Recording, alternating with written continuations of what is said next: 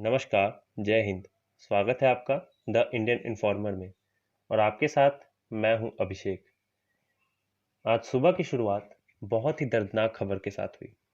जैसा कि आपको मालूम ही होगा कि जम्मू कश्मीर के हंदवाड़ा में हुए एक एनकाउंटर में देश ने 5 वीर योद्धाओं को खो दिया। इनमें कर्नल आशुतोष शर्मा, 21 आरआर के मेजर अनुज सूद, नायक राजेश एवं लांस नायक दिनेश शामिल थे। इसमें जम्मू कश्मीर पुलिस के एक ऑफिसर सब इंस्पेक्टर शकील काजी भी शामिल थे जो शहीद हो गए। हम इन्हें शत शत नमन करते हैं और इन्हें दिल से श्रद्धांजलि देते हैं, लेकिन इनका ये कर्ज हम कभी नहीं चुका पाएंगे। हमारी संवेदनाएं इनके परिवार के साथ हैं। आपको बता दें कि कल आतंकियों ने एक परिवार को बंधक बना लिया था, जिनको छुड़ाने के लिए हमारे जवानों ने ऑपरेशन शुरू किया और उन परिवार के सभी सदस्यों को वो सुरक्षित बाहर ले आए। लेकिन इसी बीच हुए एक आतंकियों और जवानों के बीच में हुए एक गन फाइट में हमारे 5 जवान शहीद हो गए। आर्मी ने भी ऑपरेशन चलाया था जिसमें आतंकियों में 2 आतंकी को इस मुठभेड़ में मार गिराया गया। इसी पर चर्चा करने के लिए हमारे साथ मौजूद है सेना से रिटायर्ड लेफ्टिनेंट जनरल राज कात्यायन जी। सर, आपका बहुत बहुत स्वागत है हमारे चैनल में। Okay, thank you. सर, खबर बहुत दुखद है। सुबह की शुरुआत ही एक दुखद खबर से हुई। सर, हम कब तक ऐसे नापाक मंसूबे देश को झेलना पड़ेगा सर, क्योंकि ये बहुत ही गंभीर स्थिति है। देखिए, स्थिति तो ये पिछले करीब 32 साल से गंभीर रही है, जब से पाकिस्तान ने प्रॉक्सी वार शुरू की है JNK में। जी। ये जब तक पाकिस्तान का रवैया नहीं बदलेगा हम्म। या दुनिया उस पर इतना दबाव नहीं डाल पाएगी कि वो अपना रवैया बदले, जी सर। इस हालात का सामना करना पड़ेगा। हम्म। आज जो हंदवाड़ा का ऑपरेशन हुआ है, जी सर। 2 आतंकवादी जहां मारे गए हैं, हमारे 5 सुरक्षाकर्मी, जिसमें 2 ऑफिसर थे, यस सर। 2 आर्मी के नॉन कमीशन ऑफिसर और 1 पुलिस के SI थे। यस। एक बहुत बड़ी लॉस है और मैं आपकी बात समझता हूं कि कब तक हम इसको सहते जाएंगे। जी सर। भारत की सेना का अगर हम दुनिया को देखते हैं, सबसे ज्यादा अनुभव है मिलिटेंसी के खिलाफ या इंसर्जेंसी के खिलाफ जी एक्शन लेने का। बिल्कुल। और इन सब कैजुअलिटीज के बावजूद हमारी सेना की सिखलाई और जो मानवता का उसमें हिस्सा है, यस। एक सिपाही के ऊपर, वो इतना स्ट्रांग है हम्म। कि अगर 2 घरों में, जैसे हंदवाड़ा में 2 घरों में आतंकवादी छुपे हुए थे, यस सर। आर्मी के पास साधन है, 2 मिनट में वो दोनों घरों को उड़ा सकते थे। Yes sir. पाकिस्तान ऐसा कर रहा है। हम्म। अगर आप उनके देखो, वो जो बलूचिस्तान में ऑपरेशन करते हैं, हम्म। वो तोपखाना भी इस्तेमाल करते हैं, वो हवाई जहाज भी इस्तेमाल करते हैं, वो मिसाइल भी इस्तेमाल करते हैं। हम्म। लेकिन भारत की सेना मिनिमम फोर्स जी और ऑलमोस्ट जीरो कोलेटरल डैमेज, जी कि कोई 22 टेंडर को गोली नहीं लगनी चाहिए। हम्म। बावजूद इसके कि अगर वो छुपे हुए घरों में, तो कम से कम घर वालों को तो पता है, यस सर। या तो उन्होंने जान के शरण दी है या उनको जबरदस्ती, कई बार आतंकवादी जबरन घुस जाते हैं और वो बता भी रखते सिक्योरिटी फोर्सेस को, वो भी हो सकता है। यस। तो सेना ये मान के चलती है कि भाई इनका कोई कसूर नहीं है और इन्हें कोई नुकसान नहीं होना चाहिए और ना वो होने देते हैं। हम्म। तो ये तो पहला मौका नहीं जो आज का बहुत बड़ा नुकसान है। परिवारों के साथ हमारी संवेदना है। जी सेना को बधाई भी है कि उन्होंने 2 खूंखार आतंकवादियों को खत्म किया है। जी लेकिन ये तो चलता रहेगा जब तक पाकिस्तान अपना रवैया नहीं बदलेगा। जी। पाकिस्तान में कन्वेंशनल वार लड़ने की हिम्मत नहीं है। हम्म। तो ये तो कमजोरी का हालत है। ये आतंकवाद को उनका प्लाज्मा बन गया है। जी। पाकिस्तान में पाकिस्तान की सेना हावी है। हम्म। वो पब्लिक के लिए जिम्मेवार नहीं है, ना वो जवाबदार है। जी जितनी भी कैजुअलिटी, जितनी लॉस होती है, एक तरफ उनके भी कोरोना से लोग मर रहे हैं।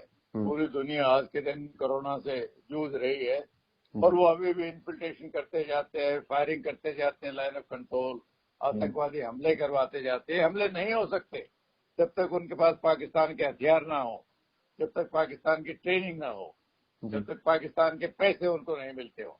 बिल्कुल तो पाकिस्तान के लिए तो बड़ी सस्ती ऑप्शन है, पैसे देना कौन सा मुश्किल है। जी। तो ये तो ऐसी स्थिति है जो जिसपे सेना तो अपना काम करती रहेगी। बिल्कुल पिछले कश्मीर में ही ले लो, 33 साल से 32-33 साल हो गए जब से 89 में इन्होंने शुरू किया था प्रॉक्सी वार। जी। मिलिटेंसी उससे भी पहले थी, लेकिन इतनी ज्यादा नहीं थी। उससे पहले सेना नॉर्थ ईस्ट में थी, वहां भी यही होता था। जी। वहां भी कोई कोलैटरल डैमेज नहीं होती थी। हम ये भूल जाते हैं, जब एक मेजर गोगोई जिसने 2 साल पहले एक सिविलियन को जीप की बोनेट में बिठाया था, वो इसलिए क्योंकि जो इलेक्शन कंडक्ट वाली पार्टी थी उनको लोगों ने घेरा हुआ था जी।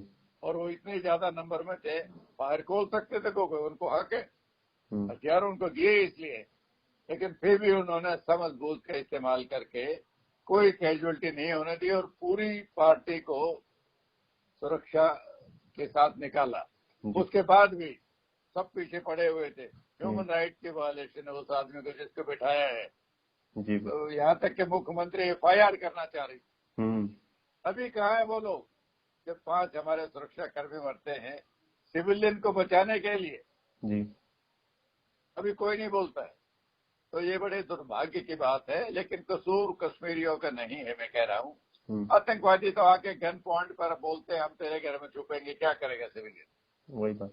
अगर जो लोग अपनी मर्जी से पनाह देते हैं वो तो बहुत गलत है, उनको सजा भी मिलनी चाहिए, लेकिन सेना के लिए पता लगाना बड़ा मुश्किल होता है जी। तो हम ये मान के चलते हैं कि आतंकवादी जबरदस्ती पनाह ले लेते हैं वहां पर आके।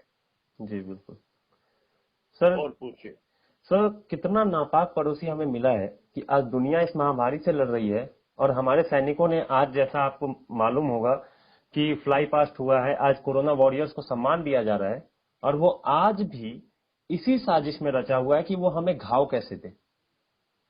आज भारतीय सेना के 2 रूप इकट्ठे टेलीविजन स्क्रीन पे दिखाई दे रहे थे। एक हंदवाड़ा वाला रूप जहां वो अपने एक सैनिक के बतौर हथियार का इस्तेमाल करके अपना फर्ज पूरा करता है जी। और वो उसमें खुद अपना human right to life is human right, उसको सेक्रीफाइस कर देता है किसी और के राइट को बचाने के लिए। जी। दूसरा रूप था मानवता का रूप, जहाँ उसके हाथ में गोली नहीं थी बल्कि फूल थे और फूल की माला थी। जी। तो भारतीय सेना तो मैं समझता हूँ देश का सबसे उपयुक्त एक इंस्ट्रूमेंट है जी। और इसीलिए पूरा देश सैनिकों का सम्मान करता है, उसको प्यार मिलता है, क्योंकि उसमें जो भी वो करता है कोई स्वार्थ नहीं है उसका जी। कोई भेदभाव नहीं है। वो जिसकी मदद करनी होती है उसका धर्म नहीं देखता है, उसकी जात नहीं देखता है, उसकी कल्चर नहीं देखता है। बिल्कुल। वो अपना काम जो उसको सिखलाया गया है, जितनी सेक्युलर, मैं समझता हूँ, मैंने 40 साल से ज्यादा वर्दी पहनी है, जितनी सेक्युलर सेनाएं हैं उतना हमारे देश में और कोई सेक्युलर नहीं, चाहे वो पॉलिटिशियन हो चाहे वो और कोई संस्था हो, लेकिन सेनाएं ऐसी हैं जो एक दूसरे की तरफ धर्म और जात और कल्चर के हिसाब से देखते ही नहीं। तो आज जो सेनाओं ने किया है, जी बिल्कुल। देखिए, आपको अगर आप कोई भी जंग लड़ते हैं तो आपको एक शील्ड भी चाहिए और आपको सोर्ड भी चाहिए। ये जो लॉकडाउन करते हैं सरकार, ये शील्ड है जी। सोर्ड तो अभी आनी है। सोर्ड तो आएगी जब वैक्सीन पैदा होगी। बिल्कुल। तो इसमें जो लोग उनकी इसको इम्प्लीमेंट करने में लगे हैं लॉकडाउन को, या उन लोगों का इलाज करने में लगे हैं जिनके ऊपर कोरोना का शक है, उन्हीं को लोग पत्थर मारते हैं, कोई उन पर थूकता है, कोई कपड़े फेंकता है। तो उनका हौसला बढ़ाने के लिए जी, क्योंकि मनोबल देश का ऊपर रखना बहुत जरूरी है जी, सिर्फ कर्मियों का नहीं है, जो मेडिकल वाले इन्वॉल्व हैं या पुलिस वाले इन्वॉल्व हैं। अभी 3 दिन पहले हरजीत सिंह जो एक हफ्ता पहले पंजाब में उसका हाथ काटा है, जी फिर भी वो अपनी ड्यूटी देने से पीछे नहीं हटे। बिल्कुल। जो ही अस्पताल में हाथ उनका ठीक हो वापस आ गए, पूरे गांव ने उनको लाइन अप करके सम्मान उनका किया। जी बिल्कुल। तो सेनाएं जो आज कर रही हैं उन कर्मियों का हौसला बढ़ा रहे हैं जो कोरोना के मुकाबले में मुश्किलातों के बावजूद जी अपना फर्ज निभा रहे हैं। जी बिल्कुल। क्या सर फिर से कुछ लोग आएंगे अभी ये ह्यूमन राइट्स का रोना धोने के लिए, या फिर आएंगे ये कहेंगे कि ये तो भटके हुए नौजवान थे? क्या फिर से कोई आएगा कि सेना फेक है हमारी ये कहने के लिए, या फिर से कोई कहेगा कि सेना आतंकी की जगह ज्यादा हमारे सिविलियंस को मारती है, और कोई नेता आकर ये कहेगा कि सेना तो वहां पर बलात्कार कर रही है महिलाओं का? मुझे कोई शक नहीं है ये पाकिस्तान की भाषा फिर भी कुछ लोग बोलेंगे, पहले भी बोलते रहे हैं, उनको भी पता है ये सच नहीं है। सैनिक जितना डिसिप्लिन है, अगर कोई कमांडिंग ऑफिसर उनको बलात्कार करने की छूट देते हैं तो सेना टूट जाएगी। जी जितनी दिलचस्पी सेना के डिसिप्लिन में सेना को है उतनी किसी बाहर वाले को नहीं हो सकता। बिल्कुल। हमने तो सेनाएं चलानी है। हम्म। तो ये सब पाकिस्तान हमारी सेना के खिलाफ अफवाह प्रोपेगेंडा फैला रहा है। पाकिस्तान कश्मीरों को उकसा रहा है बार बार के 370 हटा दिया, ये कर दिया, वो कर दिया, लेकिन आम आदमी वहां समझता है, आम आदमी की वहां सुनते नहीं है। पॉलिटिशियन है वो भी वही भाषा बोलता है जो आतंकवादी चाहते हैं, जो पाकिस्तान चाहता है। बिल्कुल। तो सवाल फिर वही उठता है, जब तक पाकिस्तान आतंकवाद का सहारा लेकर अपनी नीतियां चलाता रहेगा। पाकिस्तान का दुर्भाग्य ये है, मैं दुर्भाग्य बोलता हूं, कि वहां पर सत्ता सेना के पास है, जवाबदारी पॉलिटिशियन के पास है। जी तो जो सत्ता चलाता है, जो एक्शन लेता है, वो जवाबदार नहीं है। हमारे देश में दोनों काम सरकार के हैं, जो कि इलेक्टेड गवर्नमेंट है। बिल्कुल। तो सरकार रिस्पॉन्सिव होती है। पाकिस्तान में आर्मी को क्या फर्क पड़ता है, लोग उसके बारे में अच्छा समझे, सरकार के बारे में बुरा समझे, जी वो रिस्पॉन्सिव नहीं है।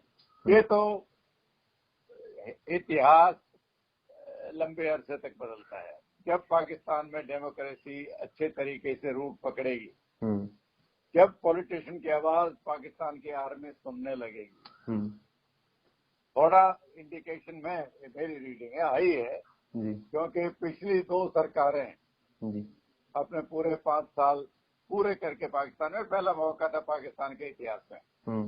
पहले जरदारी की सरकार, उसके बाद वो जो नवाज शरीफ की आई, हालांकि बीच में नवाज शरीफ को हटा दिया था, लेकिन सरकार नहीं बदली गई जी। फौज ने तख्ता नहीं उल्टा जो पहले उलटते रहे हैं। तो ये एक किस्म की चेंज है। हालांकि अभी भी वो कठपुतली चलाते हैं पाकिस्तान की आर्मी, वो तो चलाती रहेगी, उनकी तो अपनी दिलचस्पी है। बिल्कुल। शायद हम में से ज्यादा लोग नहीं जानते कि पाकिस्तान की आर्मी कम से कम 50 कमर्शियल वेंचर चलाती है। 20 बिलियन डॉलर उनका सालाना टर्नओवर है। और ऐसे ऐसे काम जिससे सेना का कोई लेना देना नहीं होना चाहिए। Sugar mill, bank, clothing factory जी, स्टड फार्म, रियल एस्टेट, ये सब पाकिस्तान की सेना चलाती जी। कल को सवाल लोग पूछेंगे, भाई पाकिस्तान जो उसका साइज है, जो उसकी पॉपुलेशन है, अगर भारत से तुलना करें, हमारे पास तो 2 तरफ से खतरा है। हमारा साइज पाकिस्तान से 4 गुना बड़ा है, हमारी पॉपुलेशन 6 गुना से भी ज्यादा बड़ी है। बिल्कुल। लेकिन आर्मी उनकी हमसे आधी है, जब उनको कोई खतरा नहीं है। हिंदुस्तान ने पिछले 1000 साल में हमला नहीं किया किसी के ऊपर। तो जब लोग सवाल उठाना शुरू करेंगे पाकिस्तान की आर्मी के, तुम इतना खर्चा क्यों करते, इतनी बड़ी आर्मी किस लिए चाहिए, वो जब ही होगा जब लोगों में हिम्मत आएगी। 2 साल पहले जब इलेक्शन हुआ था तो पाकिस्तान की आर्मी के खिलाफ नारे लगाए थे रावलपिंडी में। ये बदलाव है, लेकिन बदलाव इतिहास में धीरे धीरे आता है। बिल्कुल। जब तक भारत को इसका आप पड़ोसी नहीं बदल सकते हो जी। भारत कोशिश कर रहा है पूरी पाकिस्तान पर बंदिशें लगवाने की। जब भी अभी फाइनेंशियल एक्शन टास्क फोर्स की मीटिंग होती है जी, वो आतंकवादी थोड़े से पकड़ लेते हैं, उसके बाद फिर छोड़ देते हैं। पिछले 18 महीने में 3800 आतंकवादी उन्होंने छोड़े जी। 1800 आतंकवादी तो इस साल मार्च के बाद छोड़ दिए।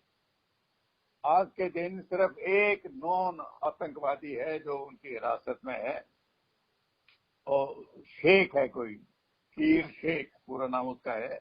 बाकी हाफिज सईद और जो अमीर रमजा है जो कि को फाउंडर था एलईटी का, जी वो लाहौर में अपने घरों से ऑपरेशन चला रहे हैं, फ्री घूम रहे हैं, जबकि इंटरनेशनल अवार्ड भी है उनके ऊपर, यूनाइटेड नेशन ने सैंक्शन भी लगा रखी है। जी सर। तो पाकिस्तान तो एक गैर जिम्मेवार देश है। वो ये भूल जाते हैं कि उनके मुल्क में भी कोरोना से लोग मर रहे हैं, जी केसेस बढ़ते जा रहे हैं, जी लेकिन वो एलओसी पर फायर करने के फिर भी बाज नहीं आते। बिल्कुल। सर इस ऑपरेशन के बाद भी हमने कई जगह पे देखा, कई लोग सेना को ही ज्ञान दे रहे थे कि कर्नल लेवल के ऑफिसर वहां क्या कर रहे थे। सर ये घर में बैठे बैठे सेना को सुझाव दे रहे हैं कि उनको डील कैसे करना है आतंकियों से। सर इनको आप एक बार ग्राउंड लेवल से अवगत कराएं।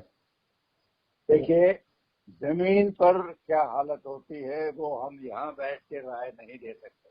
जी वहाँ जो अफसर है तो अच्छी बात है, अफसर फ्रंट से लीड करते हैं सिपाहियों को, जी बिल्कुल। ये तो एक दाद की बात होनी चाहिए। हम्म। आलोचना की बात कैसे हो गई है? बिल्कुल। क्या आप क्या समझते हो कि भारत की सेना अफसर पीछे बैठेगा, जवानों को आगे भेजेगा? वो हमारी सेना का कल्चर नहीं है। हम्म। ये दुर्भाग्य की बात है कि 5 में से 2 अफसर की डेथ हुई है। जी और ये ऑफिसर जो कर्नल साहब जो थे वहां पर, लेफ्टिनेंट कर्नल अभिषेक है, क्या नाम है उनका, आशुतोष शर्मा। आशुतोष, वो 2 बार पहले अवार्ड ले चुके हैं। जी बहादुर थे, बहादुरी उनके खून में थी, बिल्कुल। उनकी ट्रेनिंग में थी। तो बजाय इसकी कि निंदा करें, हम लोग इतने सैकड़ों मील दूर बैठे, हमें क्या पता क्या था जमीन पर हालत। बिल्कुल। अगर वो गए हैं तो उनका ज्यादा जरूरी था।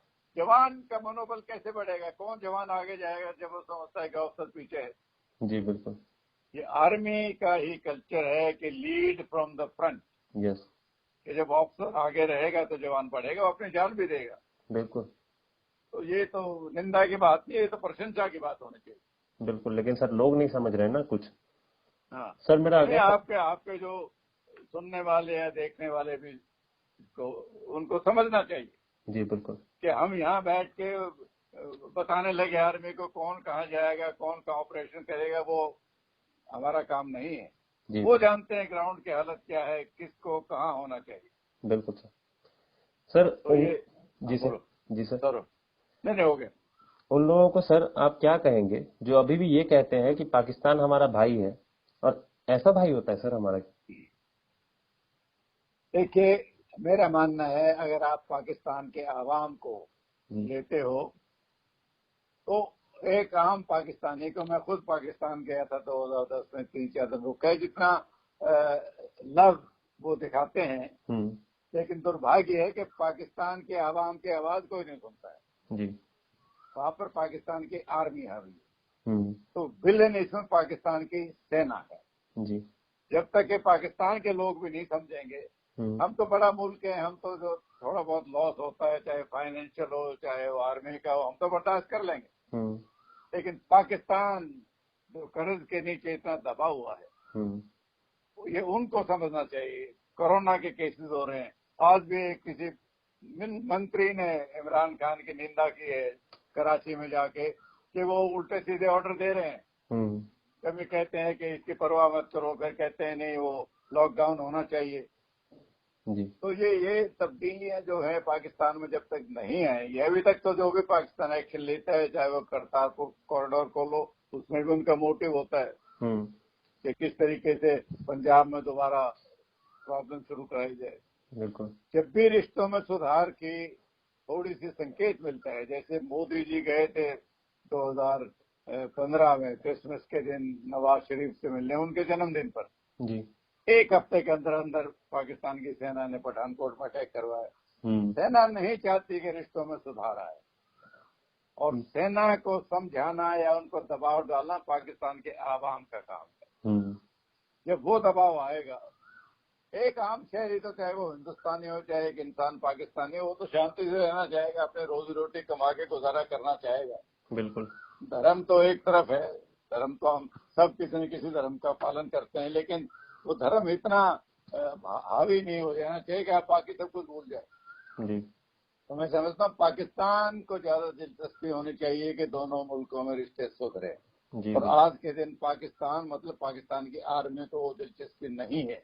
जिस दिन रिश्ते सुधर गए वहां सवाल उठेंगे पाकिस्तानी आर्मी पर कि तुम अपनी नफरी कम करो, खर्चा कम करो। जी तो जब तक वो बदलाव नहीं आएगा मैं नहीं समझता कोई हालात में सुधार आएगा। जी सर। सर, अब आप किस तरह की डिटेलिएशन की उम्मीद कर रहे हैं? रिटेलिएशन जी सर। नहीं, इस पर तो रिटेलिएशन हो, आतंकवादी मार दिए, जो भी सूचना मिलेगी आसपास वो और मारेंगे, जी हमला करेंगे। लेकिन अगर आपका संकेत इस तरफ है जैसा हमने बालाकोट में किया था, हम्म। मुझे नहीं समझता है इस ऑपरेशन के बाद, मैं नहीं समझता कि ऐसा कुछ होगा या होना भी चाहिए। जी, क्योंकि ये तो सर एक लोकल लोकल ऑपरेशन था। आतंकवादी हमले तो होते रहते हैं, सेना बिल्कुल। मुकाबला करते रहती है, नुकसान भी उठाती है, आतंकवादी भी मारे जाते हैं। पिछले 2 महीने में कितने मारे गए हैं। जी हाँ, सर, सीमा पार भी 25-30 के करीब आतंकी की घुसपैठ की आशंका है, तो उस पर सेना शायद एक्शन ले सकती है। नहीं उत्तर तो जब सबूत मिलता है कि पाकिस्तानी को गड़बड़ की तो हम लाइन ऑफ कंट्रोल पर, हम भी हाथ पाने नहीं बैठे हुए। जी बिल्कुल। हम लाइन ऑफ कंट्रोल को पार नहीं करते हैं रोजाना, हम्म। ना हम इन्फिल्ट्रेटर भेजते हैं। लेकिन जब पाकिस्तान या तो इन्फिल्ट्रेशन भेजता है या कोई फायरिंग करता है तो उसका जवाब बड़ा मजबूती से दिया जाता है। फर्क ये है कि हमारी जो कैजुअलिटी होती है वो तो घंटों में सारे देश को पता लग जाती है। जी। पाकिस्तान के जो कैजुअलिटी होते हैं वो मीडिया तो आने नहीं देते वो सामने, हम्म। तो वो बताते नहीं लोगों को। बिल्कुल। नुकसान पाकिस्तान को हमसे भी ज्यादा होता है, जी जी लेकिन वो नहीं आने देते पब्लिक में। जी बिल्कुल। तो ये इसकी रिटेलिएशन, आपने जो सवाल पूछा था, हम्म। किसी बड़े स्तर की रिटेलिएशन लाइन ऑफ कंट्रोल पर तो फायरिंग रोज होती रहती है, शायद और भी मजबूती से करेंगे। हम्म। लेकिन सिर्फ हंदवाड़ा के ऑपरेशन की वजह से मैं नहीं समझता कोई बड़ा ऑपरेशन लाइन ऑफ कंट्रोल के पास जैसे बालाकोट में हुआ था वो होना चाहिए। जी सर, आपका देश के नाम क्या संदेश रहेगा? मेरा नाम है लेफ्टिनेंट जनरल राज कादियान, जी designation former deputy chief of army staff. जी वो सर। पूछिए। सर, देश के लोगों के नाम में संदेश के लिए वो पूछ रहा था। देश के लिए मेरा यही संदेश है कि ये सेना आपकी सेना है। जी। सैनिक भी आपके गांव से, आपके मोहल्ले से आते हैं। हम्म। अगर आप चाहते हो सेना देश के लिए ऐसे योगदान देते रहे तो सेना के प्रति सद्भावना जो अभी आप रखते हो, आदर सद्भावना, वो होना चाहिए। जी और सैनिकों की जो जरूरत पूरी होनी चाहिए, चाहे वो इक्विपमेंट की हो चाहे वो हथियारों की हो, वो देश की आर्थिक स्थिति को देखते हुए पूरी होनी चाहिए। जी बिल्कुल। बाकी सैनिक कोई शोर नहीं करता, ना वो स्ट्राइक पर जाते हैं, ना कोई वो विरोध करते हैं पब्लिकली। हम्म। सेना की एक लगी बंदी ऑर्गेनाइजेशन है, जो उनकी समस्या होती है वो सुलझाते हैं। आर्मी चीफ, तीनों सेनाओं के चीफ इसीलिए हैं। जी तो देश के लिए देख के जो प्यार आप दे रहे हो सेना को वो देते रहे। जी बिल्कुल। और ये प्रोपेगेंडा पर मत बिलीव